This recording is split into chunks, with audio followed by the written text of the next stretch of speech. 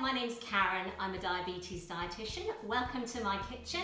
Today we're going to do another session all about carbohydrate counting. But today we're going to be talking about how to read food labels so that you can work out how much carbohydrate is in the foods that you're about to eat.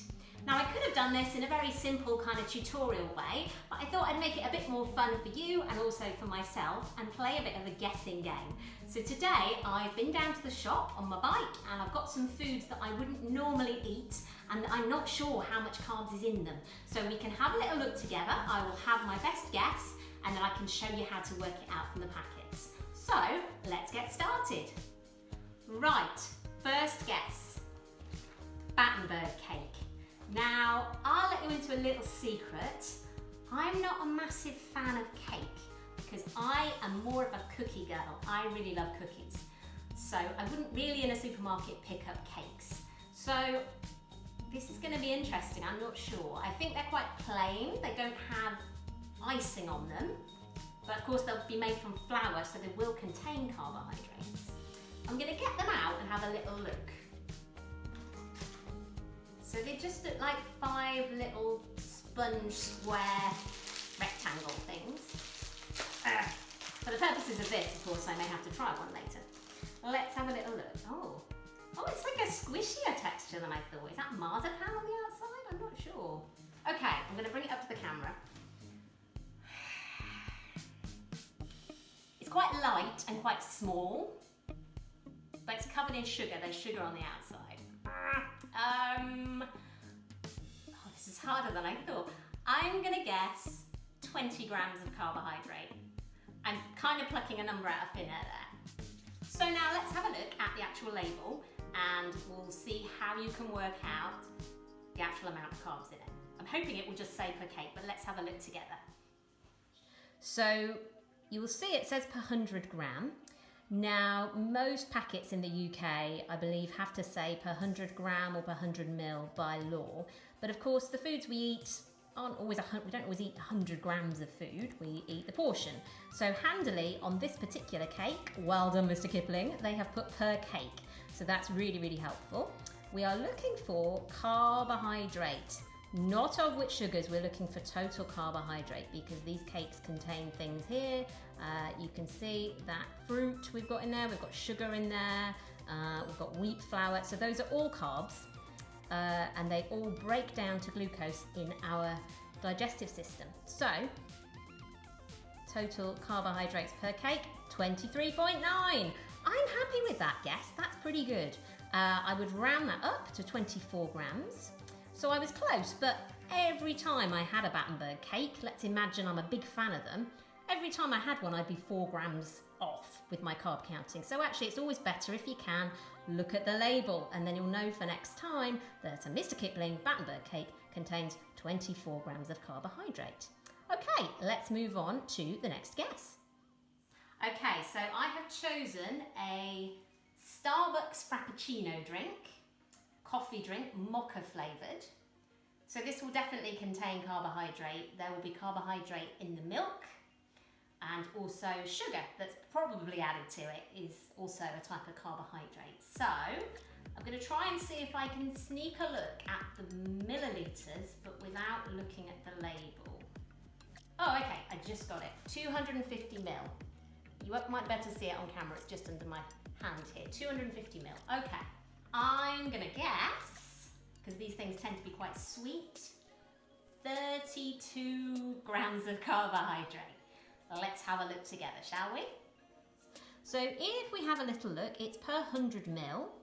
And remember that I said earlier on that products in the UK by law, they have to say the nutritional values per 100 ml, but they don't have to say per portion, which is a little bit annoying to be quite honest, but there we go. So we know it's 250 ml and the value per 100 ml, I'm going to have to move this closer to the camera so you guys can see, 10 grams of carbohydrates. Okay, so this means we need a little bit of maths.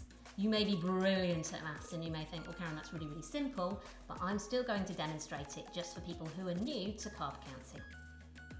We know it's a 250 ml bottle. And we know that 100 ml contains 10 grams of carbs, and we gathered all that information just from reading the label. So now what we're going to do is something called the carbohydrate counting equation. So I know the word equation puts people off, and maths is not everybody's strong suit, mine included, so I'm going to walk through this nice and slowly. So we take the amount of carbs per 100 ml to start with, so that's 10 grams of carbs, and we divide that by 100. Now when you do that on your calculator, it should always pretty much say 0 point something. So that gives you a clue that you're on the right lines and that you've done it the right way round. Just do it on my calculator off screen. 10 divided by 100 is 0.1. Well done if you did that in your head. I know some people will have done. So then what we do is we times this figure by our total, because this figure tells us how much carbohydrate would be in 1 ml of fluid. But we're not going to drink 1 ml, let's assume we're going to have the whole thing. So we times this figure by 250, and that will tell us, there we go, 25 grams of carbs. Da, da, da, da. Final figure all worked out. So I hope you kept up there, because the carbohydrate counting equation can be a bit tricky. But if you didn't, don't worry, because I'm sure we will do it again so that we get lots of practice. Right, let's have a look at the next food. Right, third food that I'm going to guess today is going to be this spinach and ricotta pizza. I'm going to have to take my best guess before we look at the label, of course. So let's have a think. Okay, so the carbs in this is going to come from the pizza dough itself. Pizza tends to be fairly high in carbohydrates, so I am going to guess that the whole pizza would be around about, I'm going to say 100 grams of carbohydrate. Or no, I'm going to revise that. 120 grams of carbohydrate. So I'm going to guess 120 for the whole pizza, which would be 60 for half a pizza and 30 if you're having a quarter. So let's have a little look. Okay, I have turned over our pizza label so that we can have a little look together. Interestingly, you will see that this time we have a per 100 gram value and we have half of a pizza. So they kind of pick a portion size that they recommend, and the food companies sometimes put nutritional information for that portion size, but you have to think, is that going to be the portion size that I would have? So you can see I was way off with my guess actually. The carbohydrate for half of a pizza is 42.5 grams. So if you were going to have the whole thing, you need to times that by 2, which would be, let's think, 85 grams of carbohydrates. If you're going to have a quarter of it, you need to divide that by 2, which would be around about 21 grams of carbohydrates. So I was miles off. And you know, I've been doing this job a wee while now, and actually it's still really easy to go wrong with pizza. So that's why it's really good to always check the label. Right, let's do one more food today. Look at these. I am fascinated. I guess this is Polish. If you're watching this video and you speak Polish, please let me know. I don't want to show my ignorance. It may be Lithuanian or some other Eastern European language, I think. They're sponge cakes. As you can see, they were on offer for 50p. They're quite hard. They are probably good for like making a sponge pudding, or maybe you could put them in a trifle. So let's have a little look. I guess I need to guess per sponge cake. Oh, okay, they're very light. Here we go. Oh, they smell good. They smell of like almonds. Focus, Karen, don't eat it. Think about how much carbs might be in it. 3 grams each? I think we'll just have to have a little look and try and figure it out. Right, so I have turned our package over, and I'm thrilled to see that this product was made in Poland, so I'm hoping I've got the language right. Apologies again if I haven't. And sometimes for products you buy in UK supermarkets, you may find that the label is in a foreign language, but that's okay because usually it's in English too. And here you can see in this table that the first word, I presume, is the word for carbohydrate in Polish, but the second word says carbohydrate in English. So, you know, it's fairly straightforward to work it out. Or you may speak a foreign language already, in which case, fantastic. So if we have a look, it is 71 grams of carbs per 100 grams of cake. But again, maybe I don't want to eat a whole 100 grams of this cake. Maybe I just want to eat 3 of them. So how do we work out how much carbs that is? Well, first thing we need to do is weigh. And as if by magic, the scales appear. Okay, so let's switch them on. Fantastic, they already say 0. I don't need to press T-A-R-E, tear, because they already say 0 even with the plate on. So let's put 3 of these little sponge cakes on them and see how much that is in weight. 16 grams in total weight, but that's not the carbs, remember, that's the total weight of the product. Oh, 15, and of that, some will be carbohydrate. So let's see, 15 grams. Let's imagine I was going to eat 15 grams of these little sponge cakes. Right, so time to do the maths, and we're going to use our old friend, the carbohydrate counting equation. This time, I'm very confident you're going to whip through it much quicker now that you've had some practice. Which bit do we start with? Can you remember? Well, we start with the carbs per 100 grams of weight. So we go 71,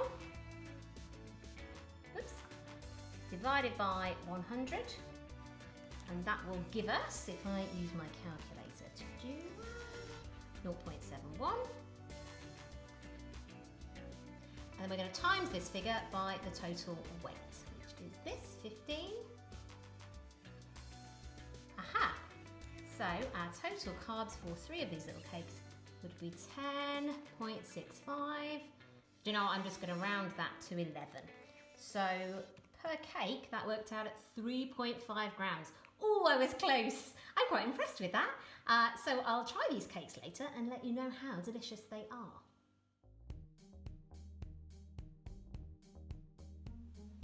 Right, thank you so much for joining me on today's session around label reading and carb counting. I hope you're feeling a little bit more confident now going forward with looking at labels.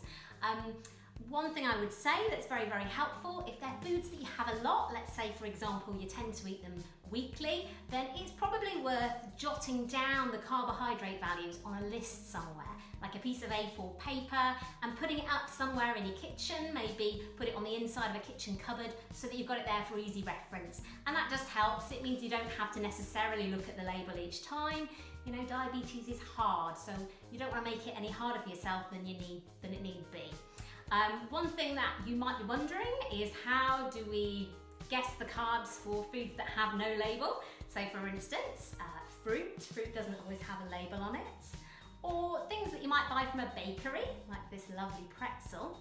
Well, yeah, that's a bit trickier, and we're going to talk about that in a future session. If you're more of a home cooking kind of a family, or you cook a lot from scratch rather than the convenience foods that we looked at today, then also we'll cover recipes in a future session.